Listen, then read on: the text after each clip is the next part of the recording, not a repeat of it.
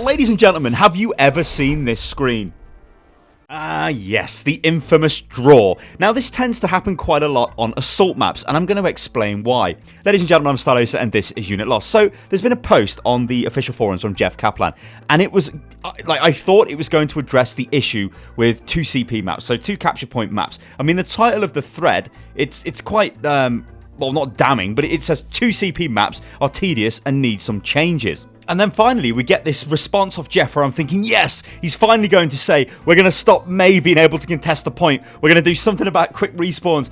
But no. What he actually says is, one of the problems we're interested in solving is lowering the rate that draws occur in Assault. The worst offender is Hanamura. On a bad week, the map can draw as much as 18% of the time. To put this number in perspective, control maps draw 0% of the time, payloads draw 0%, and hybrids draw on average 5.75% of the time.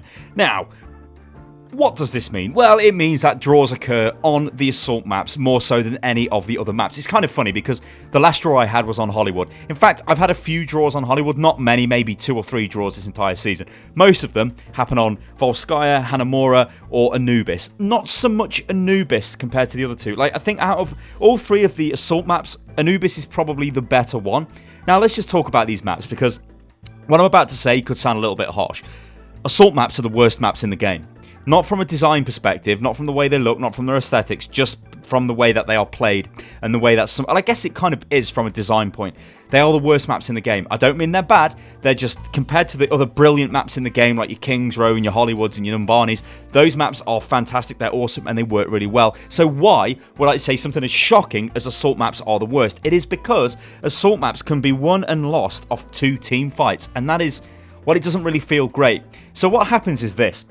When you're attacking on Hanamura, you rush into the point, you wipe the enemy team out straight away, you kill all of them, a complete team wipe. Maybe you lose one guy, it doesn't matter. You've got ultimates ready now, you've probably got 1 or 2 ultimates very close to being ready, if not already ready. Then all you do is rush straight into the final point and kill the enemy team. The enemy team know you're coming, right? You want to fight straight away because you're just going to rush in, you're going to kill them all. They can't do nothing about this. You're together as a unit, they're still respawning. Even if they've respawned and they've got back together, you're going to have an ultimate advantage. You rush in, you kill them, that is it. There is no chance for them to recover and the map will end.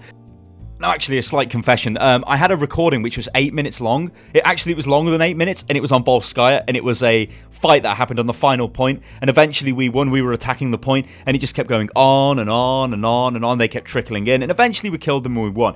It's a shame I don't have it. I think I deleted it just out of, like, anger. I was like, God, no, and deleted it, because it would have made a good background footage for this. But anyway, yeah. So what generally happens is one team has a major advantage on the CP map. So what that means is, if we take Hanamura, the first point, you probably could say the attackers have the spawn advantage, the defenders have the defense advantage, right? There's a very small choke, it's kind of hard to get through on Hanamura, there's only really one way, unless you're Genji or Diva or Lucio or somebody like that who can move, but you're not really going to just flank and then that's the attack. The whole team has to go through. You have to get the tanks and everybody else through the front door, which is difficult. But let's just say, okay, so you've got the advantage on the attack. If you go in, a brawl breaks out, you lose a guy, they lose a guy. Your guy will get back before their guy. If the fight carries on, eventually you will win. That's fine, right? Then what happens is this just gets totally flipped around. So if the fight is not clean, if the fight goes on for a fairly long time, or if you've had a couple of attacks that have been repelled by the defense and they've got ultimates available, then you roll through them. This means that you're going to attack the final point now. When they're respawning, when they get together, they've got ultimates available, you've got ultimates. You go and you have a fight. Let's say you kill them, or you kill most of them.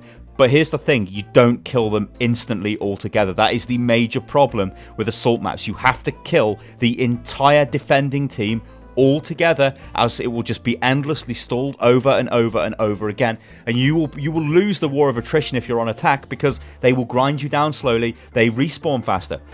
Why is this the case though? Well, it's May. May is the cause of a lot of this, and people like Zen as well with his transcendence, which can contest the point, but it's generally May who is the culprit for this. So what she'll do is she'll run onto the point, she'll wall herself into the corner, she'll let a wall drop, and then she'll go into ice block. By the time ice block ends, a wall is probably going to be almost ready to go again, but by that point, other members of her team are like filing onto the point to contest. We've all done this. I've done this, right? Loads of people have done this because it's just something you have to do. If you want to keep the point alive, which, you know, everybody wants to win, you have to go for the mage. You have to maybe get a Sombra who can hide invis on the point. Just anything to keep it contested. Because if you get these points over into overtime, which is the other issue, then, and you've still got time in the time bank, that team does not get a chance to attack. That's just it. They've used all their time, and that's the end of it. May is the big problem with this, though. But is she really? Maybe I'm being a bit too harsh on May.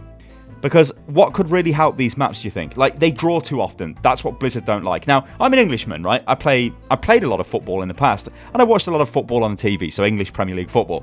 Draws happen all the time, and they're not great. It's like, oh, there's a draw. Now, I know in American sports, draws, I think they're fairly rare, right? Now, I agree with this. You should either win or lose, and nobody likes to play Overwatch. Play it for 20 minutes and then just have a draw. It's like, great, well, that's great. It almost feels like you've wasted your time. You haven't, because you're playing the game, but you get no sort of tangible reward, and that's the issue. So maybe they could change the way these maps are run. Now, when I look at these maps, all three of them, Volskaya, Hanamura, and Anubis, they are very nice maps. The biggest issue they've got, like, I've explained what the biggest issue is. I don't need to go over that again, but how do you fix them? Like, what do you do to these maps? How do you prevent draws? Well, you know the 3 pips on the capture dial, I guess you could call it that, in the middle of the screen. You know, when you get all 3, you win. Maybe it counts off those. So if you manage to get 2 pips, but the other team only managed to get 1 by the time that the time runs out, then you would win because you've got more of the point captured over time. Or maybe it goes to a purely percentage-based system where you sort of capture the point and it's sort of really precise down to the percentage. So maybe one team captured 89% of the point before they got wiped off, and another team, maybe they captured 92%, so they win in the end. I think that's probably the logical thing to do with these maps. I think that's what's going to happen. There are some radical things you could say, like totally redesigning the maps, adding extra points to it. That's never going to happen. These maps will remain how they are. I would be very surprised if the design of them was changed. I think it's just down to the way the score is allocated and down to abilities that can contest the point, which is a major problem. Now, the other thing, which I have sort of dropped onto this a little bit in this video, but the other thing is the vicinity the spawn is to the final point. Now, the way to combat this is to increase spawn time, and they have done this. So when it's in overtime, you do take more time to respawn, which does help. The problem is the distance is so close. Unless there's more of a delay on the spawn, it becomes really frustrating. But that's not really the main frustration I've got with the spawn time on the assault maps. It's just during the game. It's not in overtime. You can run in, you can kill. Like you think of any other map on Overwatch, if you go in and kill 3 of the enemy team or 4 of the enemy team, you've won that team fight. They have to disengage or they die, right? They cannot win.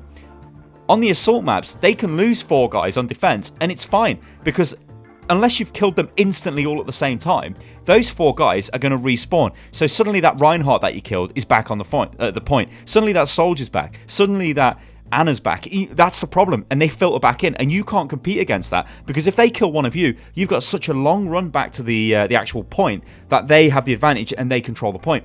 Now, I've been on both sides of this. I've been on a team that is not as strong, clearly not as strong as the enemy team, and doesn't deserve to win. Yet we still stall the enemy team out and we get a draw.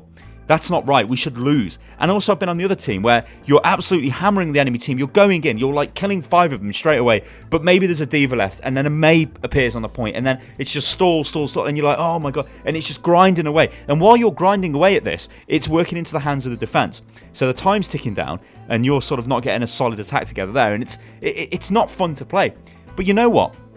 Let's just go back in time. Go right back in time to when you first started playing Overwatch. What were the most exciting maps to play? It was the assault maps, right? They were the best maps. Do you know why they were the best maps? Because these were the maps where you would win in overtime. Right at the end of the game, you'd be like, wow. I watched some of my early, really early Overwatch videos, and I remember thinking back to myself, yeah, I remember playing on Anubis, and this map was awesome. Like, I remember telling my friends, like, holy hell, you should see this game. You can snatch victory from the jaws of defeat. And I kind of think that's sort of like how they were designed to be. Now, I know they've been changed since the very early days of the game in certain ways. Like, you know, like I've just said, we have the overtime respawn stuff and things like that. But there's still this that are a bit annoying. Like, when you look at the different maps in Overwatch, right? You look at the control point maps. So your Ilios map, your King of the Hill maps, right? I always call them King of the Hill, not really control point. I generally call assault maps control point maps. So I'm sorry if I'm confusing you guys in this video. But 2CP is the assault maps where you've got 2 capture points, not control points, but maybe they are control points, but you have to capture them. Whatever, it's not King of the Hill. But the King of the Hill maps, they're fine because they're more sort of like, you go into a team fight, you don't really need that much sort of tactics, you just go in together, then you just sort of brawl out on the point, and that's great. That's what happens on the assault maps, right? as you sort of move in, although you do need some sort of a plan. But generally, it's just saving up ultimates to try and wipe the enemy team out. However, on hybrid and payload, you have tactics throughout the game. You do different things at different points. You push from different directions. It's way better to watch. It's way better to play. And notice I said watch there, because if you look at the esports scene for Overwatch, when it's Kings Row, when it's Hollywood, these maps are awesome to watch. When it's, Ilios, it's great to watch because you see the individual skill. It's more sort of player skill based, I guess you would say, than tactical. But then when you get like Anubis, it's like, okay, they're either going to just roll through straight away with a massive snowball, or they're going to go in and they're going to get stalled out for the rest of the game. We're going to watch like 6 or 7 minutes of defense on Hanamura, and it's like, I don't know. So what I think they need to do is introduce like a percentage scoring system. So whoever captures most of the point wins, because that team has done better. They have attacked better, and that's what they're not doing at the moment, is properly rewarding the team that has had the better attacks. Maybe you could even do time on point. In fact, this is something I just want to...